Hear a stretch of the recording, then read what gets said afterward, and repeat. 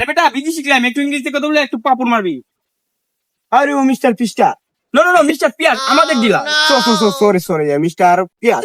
Hello sister Gobinda. Yes hello, how are you, কেমন আছেন? I am to find the rice tea.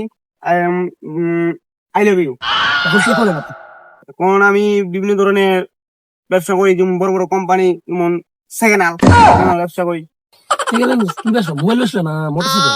আরে না আপনি বুঝতেছেন না, বিভিন্ন বড় বড় ব্যবসা করি, বড় বড় কোম্পানি কিনি বেশি, ঠিক না? বড় বড় কোম্পানি বেশি, কোন জায়গায় করেন? যেমন ধরেন ইন্ডিয়া, তারপরে অস্ট্রেলিয়া, জাপান, তারপরে পর্তুগাল, এরকম বড় বড় দেশে আমি ইনকাম করি, বড় কোম্পানি বেচা কিনা করি, কিনে আবার বেশি, বুঝছেন না? তাহলে আপনার ব্যবসাটা একটু কেমন চলছে?